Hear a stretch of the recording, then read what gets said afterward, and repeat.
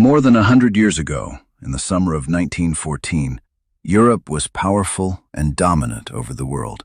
People were optimistic about the future because of new factories and inventions. But behind this optimism, European countries were hiding many problems, like a powder keg just waiting for a match.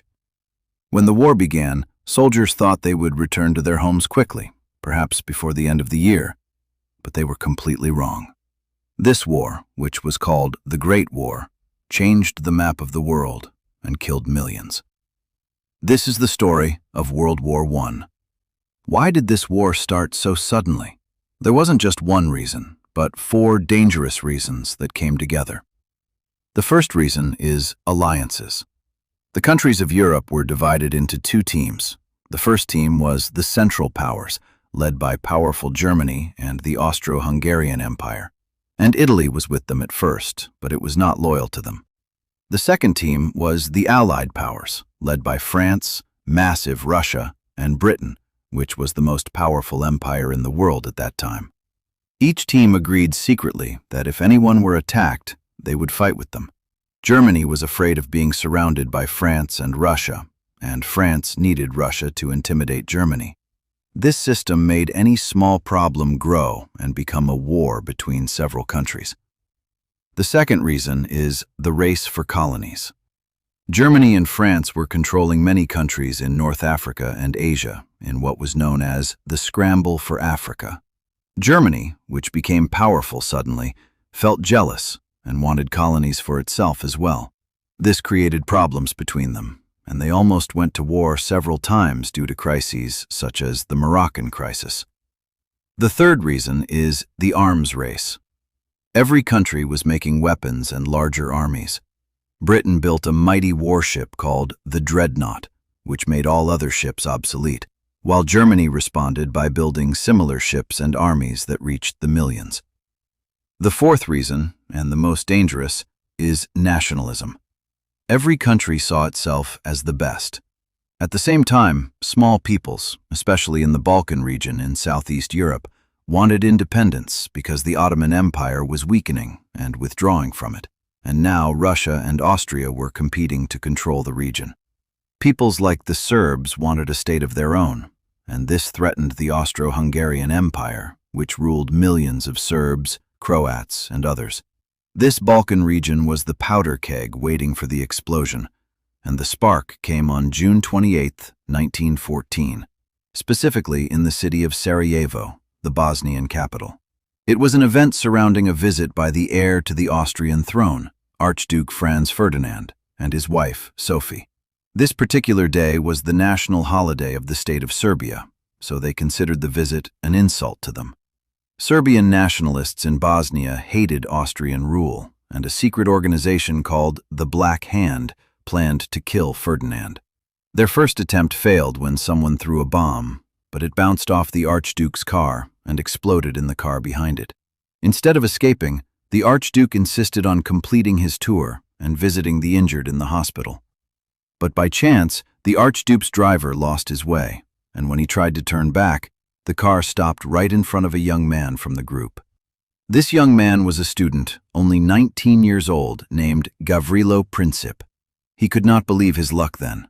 He stepped forward calmly and fired 2 bullets, which were enough to kill the Archduke and his wife. The Austro-Hungarian Empire was very angry then and decided to punish Serbia, which it accused of supporting the killer. But it was afraid of Russia because of its relationship with Serbia, so it asked Germany for help. The German Kaiser agreed immediately and gave them what is known as the blank check, meaning, do what you want and we are with you. Austria sent a list of impossible demands to Serbia. The most difficult demand was allowing the Austrian police to investigate, and was a symbol of the beginning of a new era in warfare. Likewise, airplanes appeared, initially for spying, then pilots started throwing bombs with their hands, and then it evolved into aerial battles between Red Barons. The war was not only in France. On the Eastern Front, Germany and Austria were fighting Russia. It was a completely different war, with more movement and vast distances, but it was brutal because of the bitter cold, and the Germans achieved huge victories, like the Battle of Tannenberg. The Ottoman Empire joined the side of Germany. This opened new fronts for the war. The Allies tried to attack the Ottomans in the Gallipoli campaign, with the aim of opening a route to send aid to Russia. But the Ottoman forces, led by Mustafa Kemal, defended strongly and defeated the Allies harshly. In the Middle East, the Great Arab Revolt broke out against Ottoman rule with the help of British officers. The Allies succeeded in controlling Baghdad and Jerusalem. At sea, Britain imposed a blockade on Germany and prevented food from reaching it. A massive naval battle took place, which is Jutland, but it was not decisive. Germany responded with its new weapon, which was submarines. Unrestricted submarine warfare began, meaning sinking any ship going to Britain, even if it was a passenger ship. By 1917, everyone was exhausted. Soldiers began to mutiny, and people in the cities were starving. But two things happened that changed the course of the war completely. The first event was Russia's exit from the war. Hunger and losses caused a great revolution in Russia, then forced Tsar Nicholas II to leave power, and after that, the Communists, led by Lenin, seized power. The first decision Lenin took was to withdraw from the war at any cost. Russia signed a very harsh peace agreement with Germany, which was the Treaty of Brest-Litovsk, and lost massive territories, such as Ukraine. This was very bad news for the Allies, because Germany would now move all its soldiers from Russia to France. The second event was America's entry into the war. America had been neutral for 3 years, but German submarines sank a passenger ship called the Lusitania, and American passengers died on it. This is what made America angry. The last straw was in 1917, when Germany announced unrestricted submarine warfare again, in addition to the Zimmermann telegram. Germany sent a secret message to Mexico, asking it to attack America, and in exchange, Germany would help it recover its territories, such as Texas and others.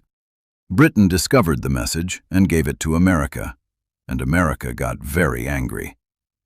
In April 1917, President Woodrow Wilson declared war on Germany.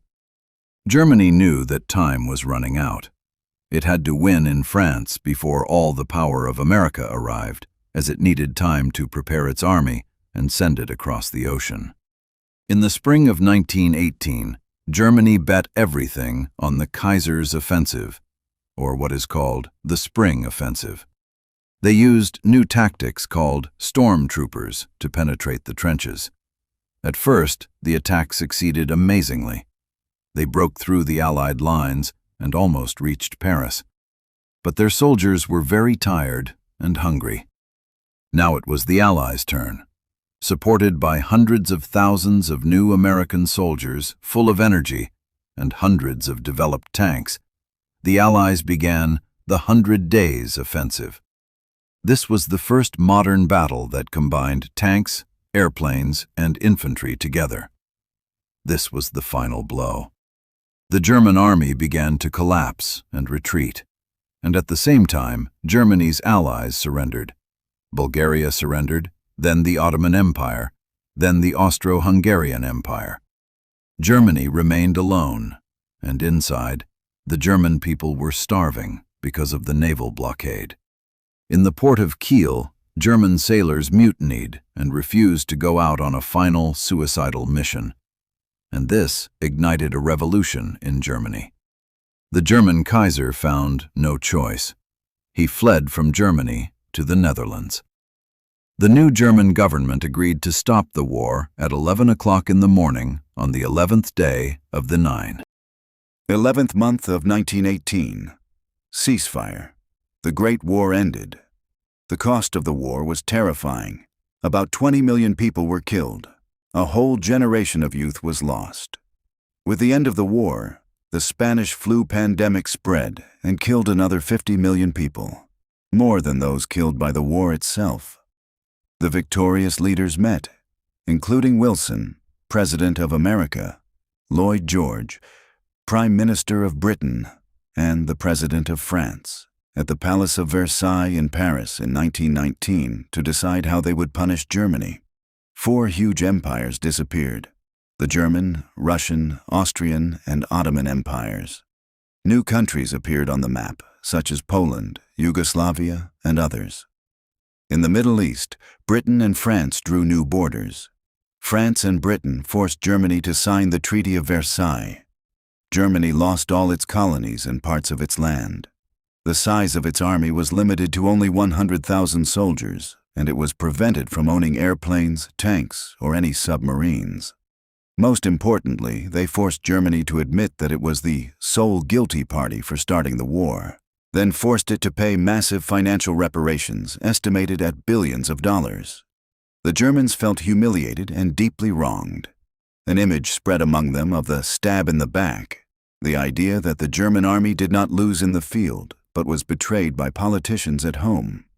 This war was called the war that would end all wars, but the peace that happened at Versailles was not a real peace, but merely a 20-year armistice. The feeling of injustice and bitterness in Germany was the main reason that would allow one man years later to ignite a Second World War, longer in duration and more destructive.